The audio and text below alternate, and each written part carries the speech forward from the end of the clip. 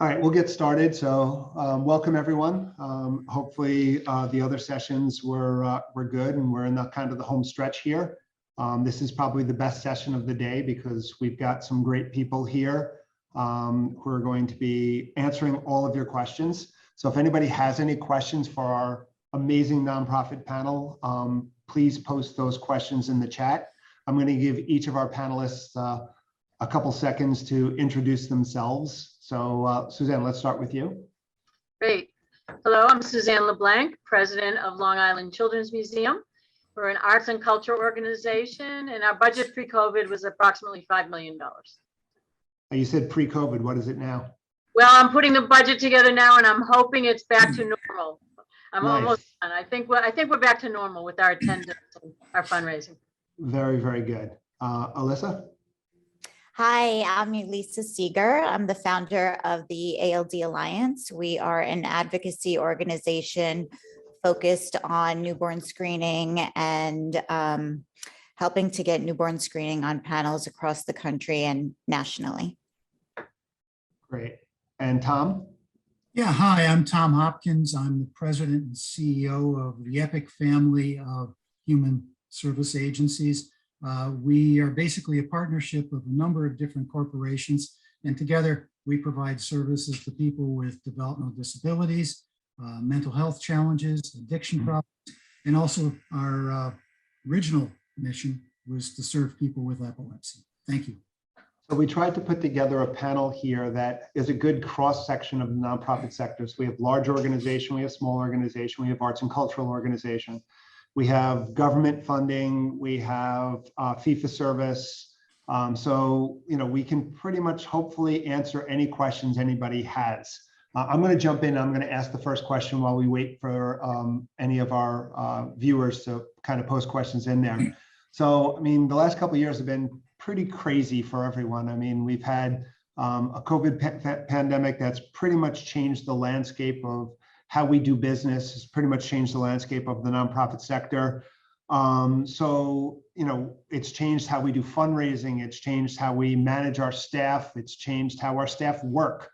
Now things seem to be, I don't want to say moving back to normal because they're not, because we've kind of moved from a COVID arena to a economic downturn arena. So we're still in this kind of weird transitionary phase here. But I want to really get an understanding of maybe what things have you guys done over the maybe the last couple of years during COVID that kind of stuck with you and are now going to become part of your operations on a go-forward basis. Tom, why don't we start with you? Okay, I think that you're perfectly correct, Ken. These have been a crazy couple of years. It seemed like our whole world was turned upside down. We saw people being hospitalized. We saw people dying unaccompanied in hospitals. All our routines were thrown out the window, our personal routines, our organizational routines. My God, we eventually were washing our food like raccoons, weren't we? It was just a bizarre couple of years. And it's caused a lot of changes in those 2 years in operations. And now we're taking a look at, what is going to be sustained over time and what isn't. What's going to take from those challenging 2 years and what can we discard and go back to. I think in my business, one of the big things was that, we operate clinics, mental health and IDD clinics, developmental disability clinics. And initially we were like, oh my God, what are we going to do? We had been starting to look toward telehealth. We didn't have equipment in place yet. I don't think the regulatory structure was there for telehealth yet, but the fact that it was going to be either that or nothing forced, I think, government to put regulation in place, forced us to run out and spend a lot of money we didn't have to buy the equipment we needed to do telehealth.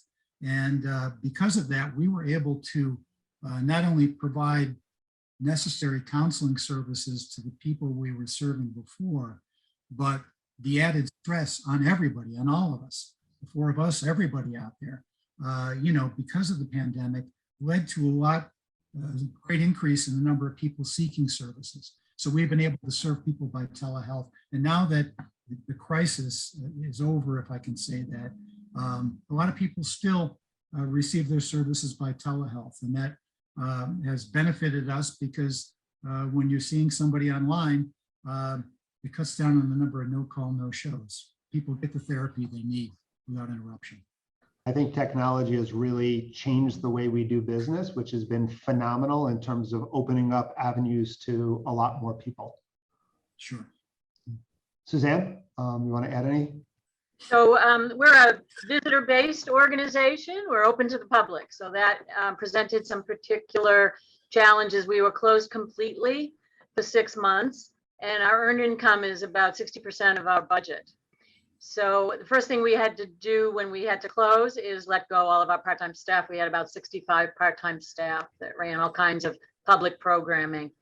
And then the focus was to keep our full-time staff, to keep our fundraising coming in, to change program fundraising to operating fundraising, and really to get to be an expert in the SBA. So some of the things that we've kept, we spent a lot of time transitioning funders to operating, and some of those have remained that way and let us be more flexible in how we use their funding. We did not lose any funders, and some increased, and all of them let us go to operating support because we couldn't run programs. So keeping that communication open with funders in a more intensive way and a more transparent way is something we'll keep. Another thing is we had to close for 6 months. When we opened, we had to make people feel safe. So we had a team we put together with that met several hours a week, and we had to really focus on cleaning and disinfecting and changing our filters. And some of those things we've kept. We realized how important it was, even ongoing, even though COVID is slowing down, hopefully, with how people view how clean something is with kids, and how just how new it looks, how clean it looks. So a special focus continues on that. Zoom, we were all really tired of Zoom, but keeping that option for board meetings and staff meetings has allowed people who cannot attend to be more present. So that's been really important, I think.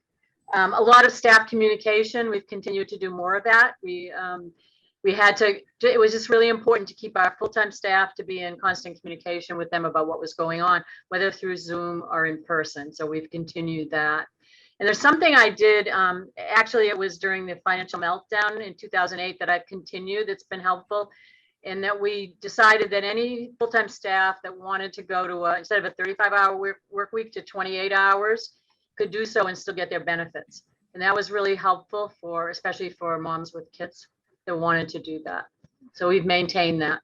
And the other thing is we've done a lot of we've kept our virtual programming option. Our outreach programs can be done from here, and people can purchase them and do them digitally, virtually if they want to. And that's been another option that's helpful.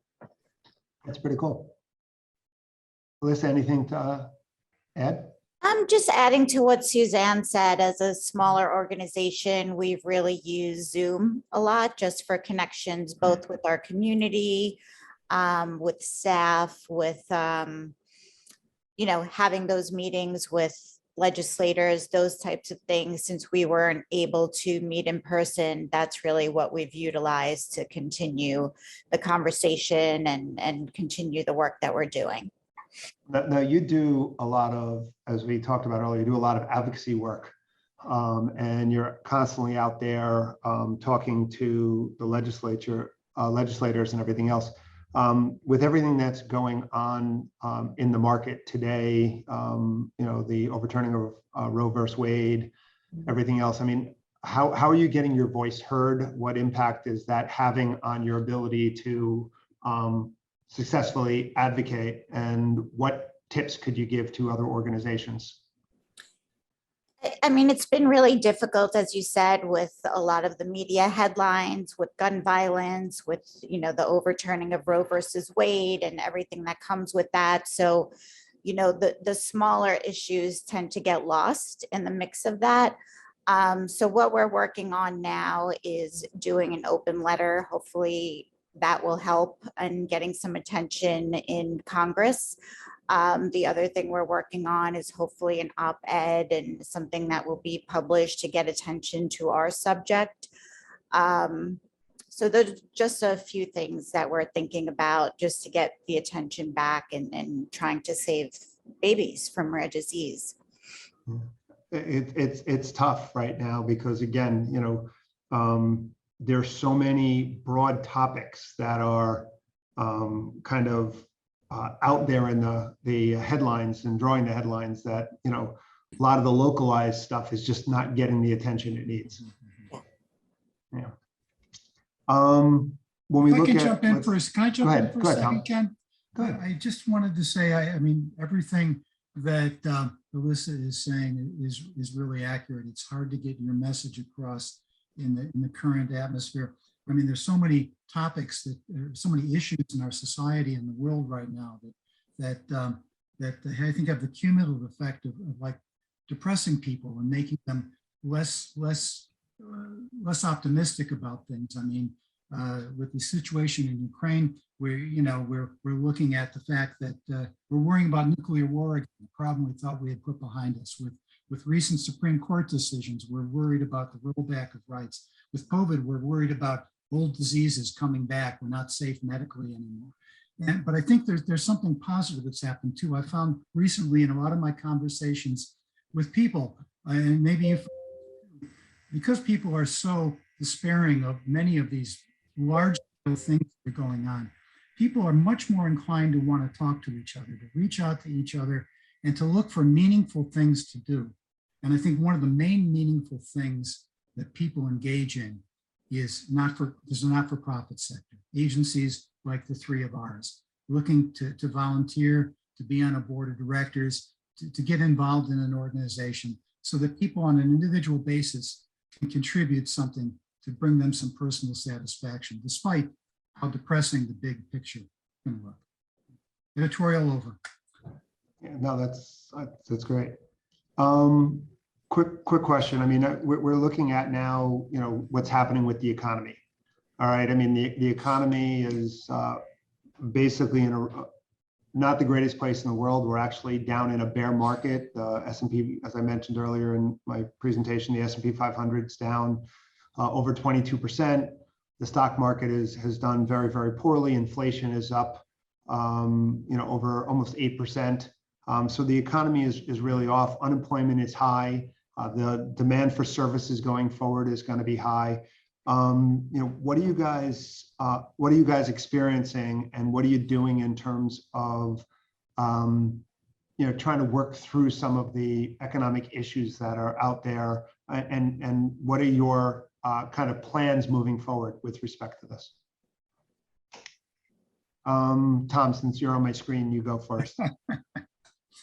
I was hoping you'd call on somebody else. Well, it's the future. It just looks more and more cloudy. In the main field that I'm in, you know, mental health and developmental disabilities. Last year turned out to be a good year financially, and this year so far, in large part because of an influx of government spending and support that we never got before. So this year looks good. What happens after this, I'm not quite sure. Unfortunately, when you get a big influx of money, which is something we're not accustomed to, it sometimes makes you a little more comfortable and a little less zealous about looking for opportunities to save some money or opportunities to generate a little more revenue. I know it's got us looking into grant opportunities. It's got us interested in looking for any type of additional program services we can provide that are consistent with our missions. So I mean, basically, you know, it's the old standby of reduce your expenses and try to increase your revenue in some way and increase your support base. Reach out to try to locate new board members, new people that can be energized by your mission and what you're trying to do, and get their support. Lisa?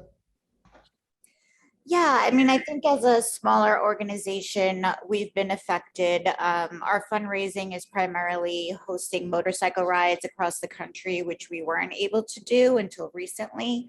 And also having grants from industry or pharma partners that are working in the space. But both of those things have been affected, obviously, with COVID, to getting in, together in person. And then, some of these pharma companies have let some staff go or reduce staffing by 30% or more. So that's affected what we're doing. We're just trying to think about, how to fundraise. And we've been applying for grants as well, like looking into different grants that could possibly help what we're doing. And then some smaller things now that some of the rides have started up again. You can, if you don't feel comfortable being at a ride, you can sponsor a rider. So it's something to help raise more money, like either through your company or through friends, that kind of thing. And then doing Facebook birthday fundraisers. So we've had people that, really believe in our cause, having a birthday fundraiser that's, helped a little bit with raising funds for what we do. Yeah, I mean, people tend to support people. So the more that we can leverage people, within our circles, whether that be board members or contacts and everything else. I mean, the more we can leverage people, I mean, it's one of the primary reasons, one of the biggest reasons people give to a nonprofit organization is because someone asked them to. Yeah. So, the more we can leverage people, the better off we are. Suzanne, what are you seeing with respect to the economy, especially since, again, you are an event platform? Yeah. So one of the opportunities that we decided was most important was trying to work on the new homeowners on Long Island, people that had moved from the city during the pandemic and that were looking for the same cultural or some of the cultural opportunities they had in the city. And we found that we were getting a much larger number of new visitors. So working on maintaining them and reaching out to, rental and home buyer organizations to make sure we're reaching those people. One of the things that was helpful is that we had to go to buy a ticket before you visit. And because we did that, we had more information about who was visiting. So that's helped us a lot, but that became a real opportunity. We also did raise our prices for admission, for attendance, and it hasn't been a negative for us. We just had to. It had been quite a long time. And people seem to be really excited to get out of the house. This really happened starting in this January, feeling like things were more normal. People wanted to come back and get out. So we're seeing a good amount of attendance, bigger than we expected. I think people are just tired of COVID. Yeah, they want to get out and enjoy themselves. And then, really increasing fundraising, trying to do better with our gala, trying to do more grants, and very strategically. The other thing I would say is look at everything we're doing. What is so mission driven that if it doesn't make money, that's fine. But what is sort of in the middle, and maybe if it's losing money or not making money, you don't do it. So we're kind of investigating everything we're doing. That's smart. You've kind of all mentioned some level of fundraising. So I'm going to kind of dive into fundraising a little bit here. Where do you think, or where do you see fundraising going over the next year? And what are you doing to kind of separate yourself or to kind of lift your voice above the voice of, the others, 35,000 nonprofit organizations in the New York metropolitan area? So Suzanne, you want to start with that? Sure, a couple things. One of the things that someone mentioned in the chat too was how to raise, it's a smaller issue, mission. And although we don't feel like we have a smaller issue, it does become smaller in a sense when there's so many immediate needs like hunger and homelessness and those kinds of things. So that's been our challenge. And one of the things we've done is really focus on our stories, because we have a lot of stories of people whose lives have been changed by some of our programming, some of our community initiatives. And so we've really tried to focus on that in an increased way. I think one of what people tell me, one of the trends is funders being more open to endowment and cash reserve gifts. And when I look at my long history in the nonprofit world, 48 years now, there's just issues with funding of nonprofits. And I think having adequate cash reserves and endowments is really important. And although universities do, and probably big hospitals and things like that, arts and culture generally, except for the major institutions, don't have that. And I think that's really important to find ways to fundraise for that. Right. Anybody else want to add? Tom, Elisa? Sure.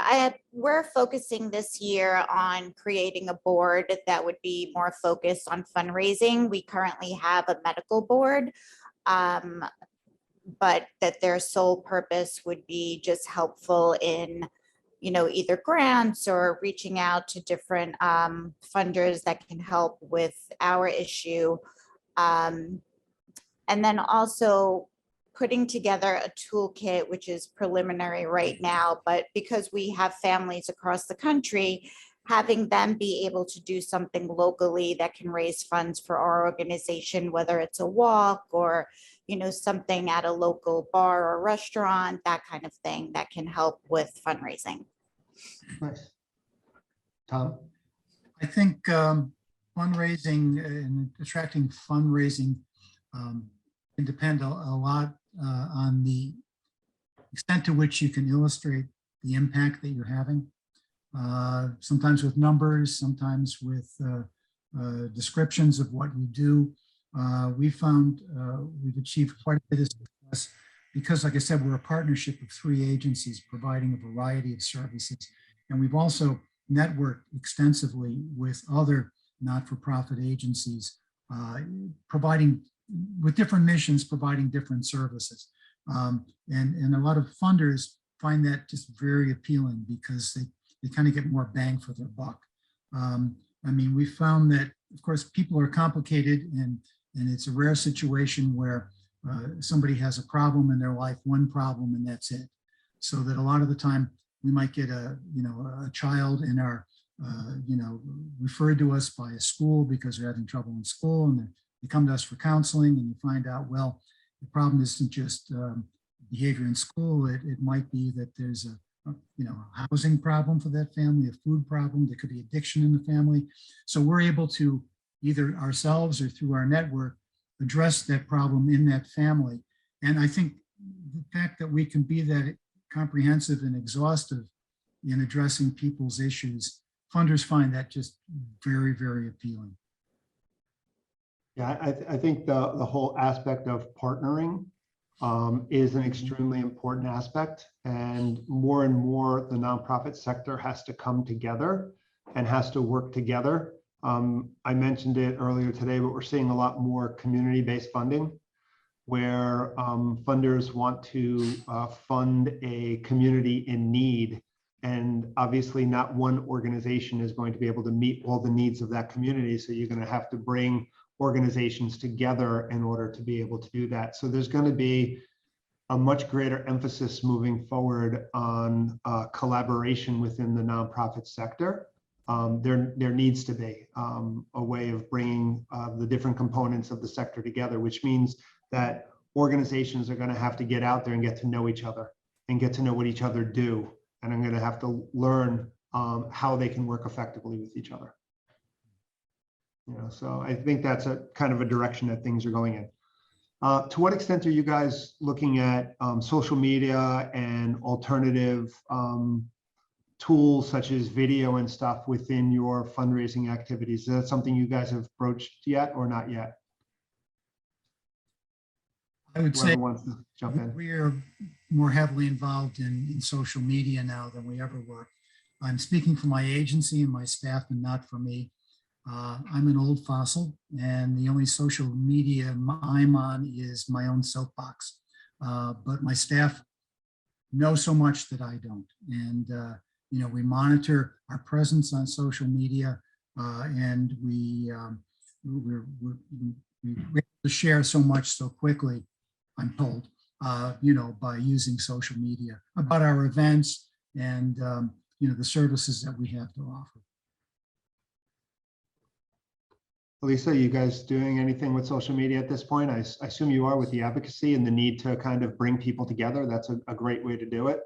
Yes, so we are on Facebook and Instagram, and we do share whatever is happening in the community, whether there's a meeting. I just came back from a conference in Chicago, or, just something that's happening, any advances, or, just whatever news that we could share with the community has been helpful, just to keep everyone in the loop and keep that sense of community going. Are you linking that back to fundraising asks too, or it's really just pushing out information? If we're doing rides, yes, then we do have that call to action to register or to donate. So in that respect, we do, but a lot of the other posts are more informational about what's happening or that sort of thing. Suzanne, what are you guys doing? So a couple of things. We had to do a virtual gala the first year of COVID. So it kind of, by necessity, made us dive into that. And we've kept portions of that in terms of our in-person gala now. So we do use board members to do social media and online to advertise the event and the sales of the event. We do auction online. And we also do some, they're not big right now, but certain kinds of online fundraising. Things like Amazon Smile or Target had an online fundraising piece, and any way we can get into those. They're smaller, but they can build over time. Are you seeing that hybrid fundraising is going to be here for the future, and that's something that you're always going to be keeping, or is I it think really? so, yes, and probably growing. Yeah. Okay, great. Let's maybe shift over. One of the biggest issues that we're seeing out there in the nonprofit sector is the ability to attract and retain staff. I would love to understand, with unemployment rates at 7.6%, why nobody can seem to find staff members, but it just seems like that is the biggest struggle that everybody is having at this moment. What are you guys doing in terms of trying to entice staff to come to you, and what are you doing to try to keep staff within your organization? Who wants to start? If you'd like, I Go can ahead, start. Suzanne. So in terms of keeping staff, we lost only a few full-time staff during the COVID, and a couple of things I think are really important. I think a strong culture attracts staff and makes them want to stay with you. We had one person that left, came back because he didn't like the culture of the place he went to. So taking the time to make sure your culture is strong and supportive of staff, respectful of all your staff, including part-timers, doing what you can in that way is really important. Again, the communication with staff was really important. So we were good with keeping our staff. It's been really difficult to replace the part-timers, and we need a lot of part-timers now that we're gearing up. So our part-timers usually come from retired teachers, many of whom with COVID didn't want to come back. Also from colleges and universities, we're study students. Right now, a lot of them are still doing virtual education. And so that's been a struggle in terms of part-timers. We are doing okay, but I've had to put more staff time into it. And then in terms of job openings, in terms of hiring, some of the even higher level positions have been a little harder to fill and have had less people applying. So we have had to raise salaries for those, which is now we're looking at it because it's caused some unevenness in our salary structure. So that's what I'm looking at now. Tom, you want to add anything? Yeah, when it comes to hiring, retaining, recruiting, we have kind of two populations of employees. Among the managerial, professional, administrative staff, we have very, very little turnover. And I think it has to do with what Suzanne was talking about. A very important point is culture. And we too have had people leave and then come back because they found that our grass was actually greener. the one on the other side. And but then we have 18 group homes and a day program, Nassau and Suffolk, and you know, those folks in those entry-level positions, they are hard to recruit, hard to retain. There's quite a turnover in that regard. One of the things that we found very effective in recruiting, at least getting the people in the door, is by really paying a lot of attention and putting a lot of energy into Indeed, if I can mention a brand name. Go for it. And you know, we have a very high star rating on Indeed because the HR director and I really monitor it very closely and everyone's comments. And if there's a negative comment at all, I write a response, or the HR director writes a direct response to that person. And we have had people come in the door. I speak to all the new employees every month in orientation. I've had people say, when I asked them, well, why did you choose us? Well, I looked on Indeed and I saw the number of stars, but then I looked on Indeed and I saw that you bothered to write a note back to somebody who was telling you you were no good, you know. And I think you have to invest the time and energy into doing things like that in order to minimize the hit you're going to take in that churn of staff for that type of position. What I know you're in a situation where, because of the breakout of your staff, what percentage of your staff are on site every day, and what percentage of your staff are some level of hybrid? Pretty much most people are, you know, full-time on the site. And in group homes, day program, you got no choice. You got to be there. Yep. For management level staff, what I've done is tell everybody, to the extent you can, work 1 day a week from home. And people like that flexibility. I tell folks, just, you know, you pick the day, you set up your schedule in such a way that you have a day where you can get a lot done from home. Just let me know when that day is. And I do that too. I'm at home today.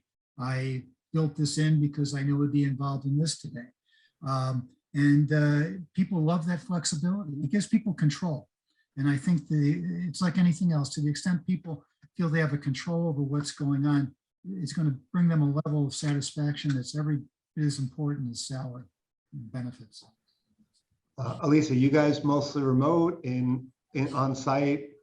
So yes, I mean, just adding to what Tom just said, I think flexibility is the key. And, you know, we're a little bit different than the other two organizations on the panel because we don't need, unless it's an event, we don't need it to be 9 to 5 or to be specific hours. So I think flexibility is the key to also having people feel motivated. You know, if you're a mom and have a small child and maybe have an event for them, but you can work later at night to get a project done, then that makes sense for everyone, right? So it's just the flexibility. And I think that that's also motivating to staff as well to have that. And Suzanne, are you mostly on site? We've gone the same way as Tom, where most of the full-time staff, if their job allows, can take 1 day working from home. But many, the part-timers, certainly the part-timers and a few of the full-timers can't do that. They have to be on site. But it's been helpful to offer that 1 day, which we didn't have before. Yeah, the reason I asked that question is because I know, Suzanne, you mentioned before, and Tom, you reiterated the fact that, you know, a strong culture is important. And when you're on site, you can kind of build that strong culture. It's when you start getting more remote that strong culture starts to kind of shake a little bit. And, you know, I was just looking to see if, you know, what you guys were doing in order to maintain a culture when people aren't necessarily around. But it sounds like most of your staff are around, so you're able to kind of keep that culture intact. You know, the other thing we've done is really to look at our organization as a learning organization, not just for the visitor, but for our staff. So really to send people to conferences, webinars. We've done a lot of leadership training lately, really making staff feel like they're learning, not just working. Yeah, I mean, what we're finding we're seeing actually a lot more remote than what you guys are experiencing.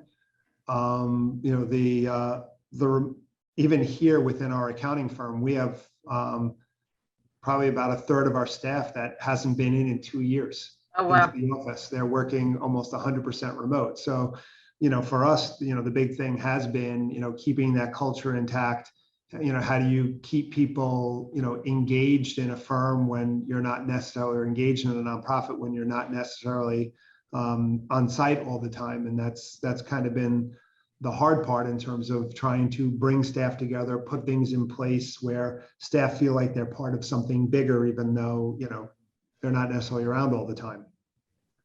One of the other things that, when you're kind of looking at trying to keep, staff engaged and trying to keep the culture intact, one of the things you're finding is, and I don't know that if this is a remote versus in person, or if this is just the new generation in terms of what's out there, but I find that employees are not as loyal, I'll use the word loyal, to their employers anymore, the way that previous generations were, and that employees just aren't staying at one place for an extended period of time. I know, if I look at each one of you, you've probably been at where you are for a large number of years.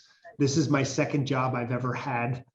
So when we look at this, and you're seeing that the loyalty isn't necessarily there. Are you guys seeing that sort of thing? And what are you doing in order to, and I know, Suzanne, you mentioned leadership training, but what are you doing in order to kind of keep employees attached to your organization? I think it's really important for people to, again, the learning and growing, but also to see themselves as able to move up. And not everyone can, because as you go up, there's less available opportunities. But we do try to hire, in-house if we can, if it makes sense.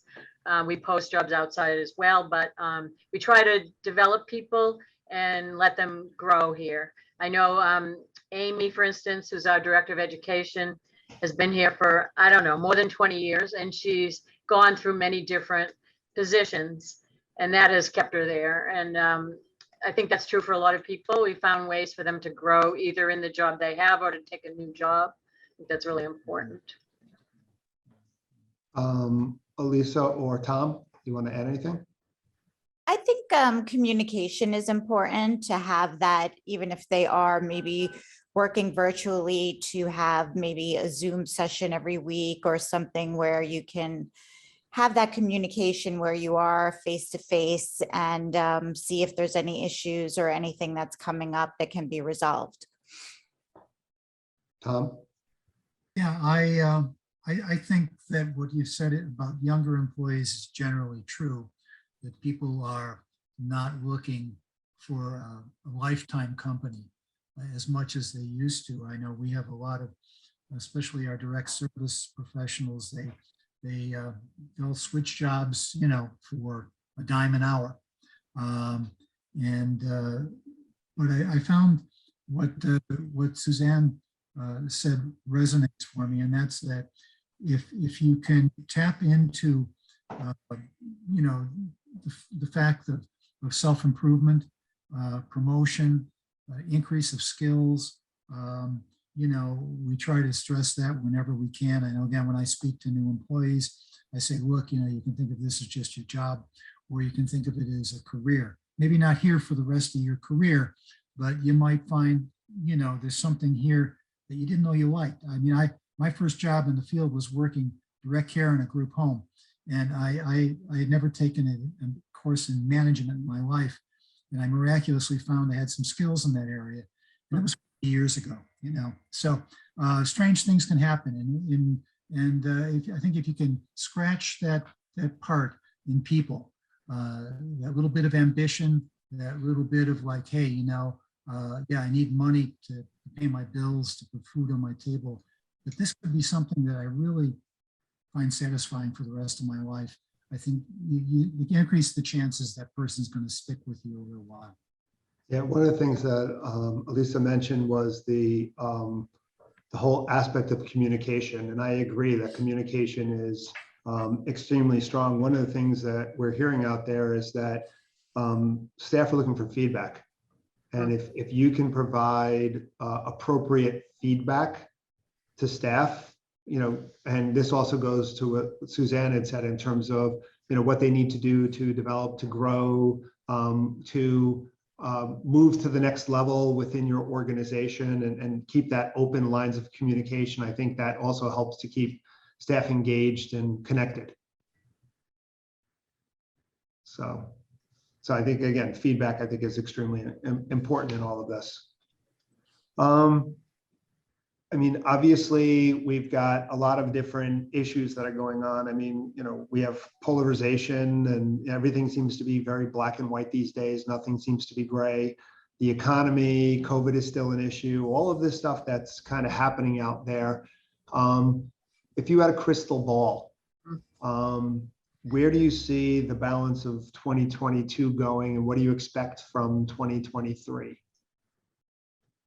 So I know that's a kind of a tough question, but Tom, if you want to kind of start with that. Boy, you start by listing all these horrible things going on in the world that we didn't anticipate, and then you ask us what we anticipate. I guess I anticipate some further unexpected things, but in the short run, as I said earlier, I really expect people experiencing more of a need to reach out person to person and to feel satisfied from personal exchanges with other people. We look at what's going on in the national government, and there's not a lot to be inspired by there these days. You can feel very depressed and very impotent in terms of how to make any changes. But doing things like the four of us talking and speaking to all the people who are on Zoom right now, I think that's the kind of thing that's going to bode well for the future. And it's stuff like that that's going to keep me going, and I think keep my organization going, not just for the rest of the year, but into next year too. Great. Elisa? Yeah, I mean, I wish I had that crystal ball. We're in the I think midst we all of, do. I know. We're in the midst of planning our medical family meeting, which is usually held every January. And this year, 2 weeks before, which we were hosting a hybrid meeting, we had to change to all virtual because of Omicron. So as we move forward for 2023, we're thinking about, should we change the time, maybe have it later in the year, maybe March? And of course, we will still offer it to be hybrid.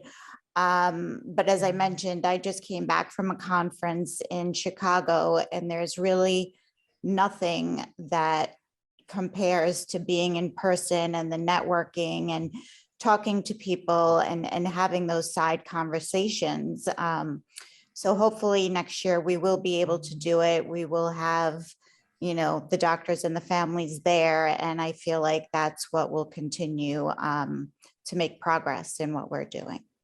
I mean, I think that socialization, the interplay between people, I think it's important. And I think, you look at the younger generation who's in that development part of their lives, and they're not necessarily getting the socialization that they need. It's really gonna, create some, more issues as we move forward. And we look at, where mental health is today, and, what's been going on in the mental health world, and the need for, there seems to be, more and more people who have, greater need for mental health help. And I think that's something also from an employer perspective, something that we all need to think about.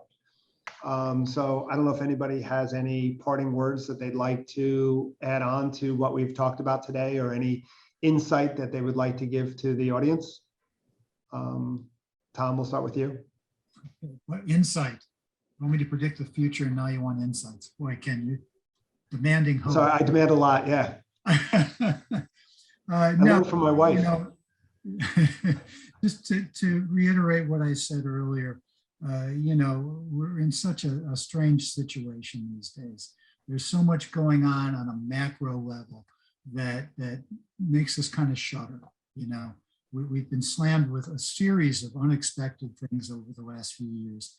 And we'll probably have a couple more coming down the road. And I find inspiration and optimism in reaching out to other people and kind of dealing with things on more of a micro level. And at a time like this, I am so thankful that I work for a not-for-profit. You know, whatever your mission is in a not-for-profit, you've got something meaningful, some place, some way you get to give back every day, no matter what the headaches are that you experience in doing that. It creates meaning for me, and I think it creates meaning for all of us. Yeah, you're making a difference, and so. Yeah. Yep. Elisa, anything to add? I mean, I think I just want to go back to what you mentioned when we started this, is connecting with other nonprofits, finding out what they're doing and what's working for them. You know, I think that that's been helpful in just looking at different avenues to increase volunteers, to increase fundraising, just anything we can do to work together to get our missions across.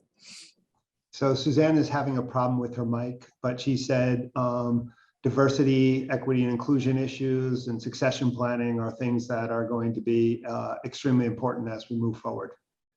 So I want to thank everybody on the panel, Suzanne, Elisa, and Tom. You guys were awesome. You guys shared a lot of information. I know that the people who are listening got a lot out of this. So thank you very much for your time and your thoughtfulness. And I want to thank everybody for participating in today's conference. Just a couple quick housekeeping items. We'll be sending out an email to everybody that signed up for the event, and that's going to include all of the handouts and some additional resources that we'll have for you. It's going to have a recording of all of the sessions. So if you missed anything, or if you want to listen in again or share it with board members or other people within your organization, feel free. We're also going to be sending out an evaluation form. We do ask everybody to please fill out the evaluation form. It's very, very helpful for us to know how we did. Give us some ideas onto what other topics you're interested in. And for those of you, and I know Gordon, you had asked about this, for those of you who are looking to get CPE for this event, you have to fill out the evaluation form and get it back to us. We need that evaluation form. And then once we get that back, we'll send out the CPE certificate based upon the classes that you took, and we'll go back and check and make sure that everybody took what they were supposed to be taking. Once again, I encourage everyone, as I mentioned earlier this morning, to become a member of the Nonprofit Resource Hub. It's a great resource for everyone. If you want to, it's free to nonprofit organizations. It's nonprofitresourcehub.org. And I know the day has been long, and I know you guys have been with us since 8:30 this morning. But if you want, we have another roughly 25 minutes. If anybody wants to stick around and do some networking, ask some questions, we'll be here for you. So thank you everybody for coming. If you want to stick around, feel free, and we'll keep this thing going for another 20 minutes or so. So thanks everyone. Thanks to my panel. You guys were awesome, and we appreciate it. Thank you.